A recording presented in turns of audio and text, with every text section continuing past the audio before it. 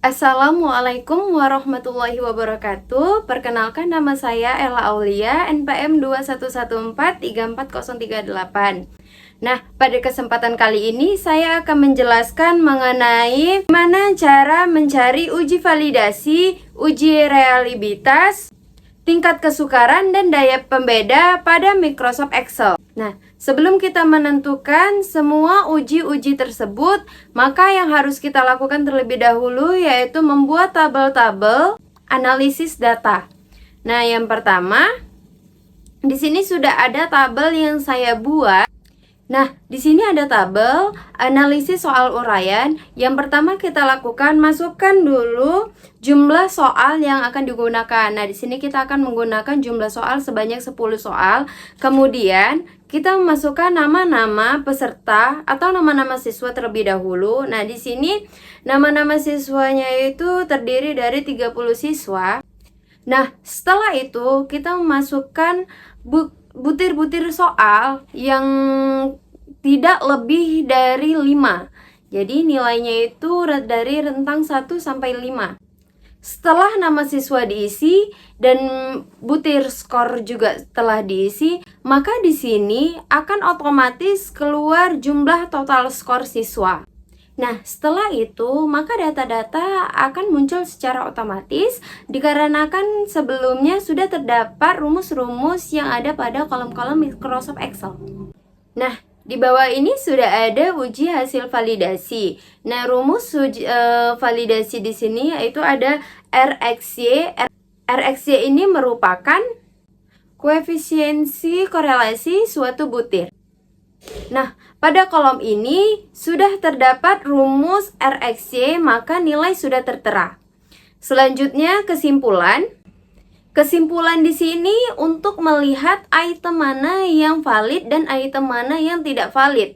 Rumus dasar kenapa item ini menjadi valid atau tidak valid dikarenakan jika R hitung lebih besar dari R tabel, maka instrumen dinyatakan valid. Jika R hitung lebih rendah dari R tabel, maka dinyatakan tidak valid.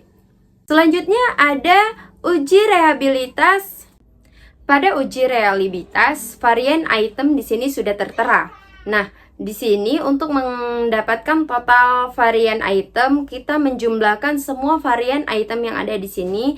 Kemudian setelah mendapatkan totalnya, kita mengkuadratkan yang kemudian hasilnya terdapat varian total. Setelah itu, koefisien reliabilitas. Koefisien reliabilitas ini memiliki rumus yaitu 10 dikurang 1. 10 ini apa? 10 ini merupakan jumlah soal yang kita gunakan. Setelah itu, maka terdapat kesimpulan di sini yaitu reliable. Maka uji validitas di sini memiliki hasil yang reliable. Selanjutnya ada tingkat kesukaran soal. Nah, pada tingkat kesukaran soal ini memiliki rumus yaitu nilai rata-rata tiap butir soal dibagi dengan skor maksimum atau skor tertinggi pada soal. Maka sudah terdapat di sini skornya karena sebelumnya tabel ini sudah memiliki rumus. Nah, selanjutnya daya pembeda. Pada daya pembeda ini memiliki rumus rata-rata skor kelompok atas dikurang dengan rata-rata skor kelompok bawah, kemudian dibagi dengan skor maksimum. Untuk mencari kelompok atas di sini ada dasarnya yaitu jika sampel berjumlah 30 orang, maka harus membagi masing-masing siswa sebanyak 50%. Maka bisa kita buat 50% dibagi 30 siswa, maka menghasilkan nilai 15. Di sini kita akan mengurutkan nilai dengan cara memblok semua nama siswa hingga skor, kemudian pilih sort and filter, setelah itu klik custom sort. Pada sort body, pilih jumlah siswa, pada order, pilih bagian large to smart. Selanjutnya kita kembali ke atas, blok ring yang ada di atas, setelah itu pilih nama siswa dari atas sebanyak 15. Setelah itu klik enter. Begitu juga pada bagian SB, blok terlebih dahulu ring yang ada di atas, kemudian pilih nama siswa dari bawah, pilih sebanyak 15 nama siswa, setelah itu enter. Jadi pada daya beda sudah terdapat nilai otomatis di sini. Dan untuk krearita di sini, krearita 1 memiliki revisi, sedangkan krearita 2 sampai 10 memiliki nilai drop. Drop ini artinya rendah. Maka daya pembeda di sini sangat rendah sekali. Oke, sekian penjelasan dari saya. Kurang lebih saya mohon maaf.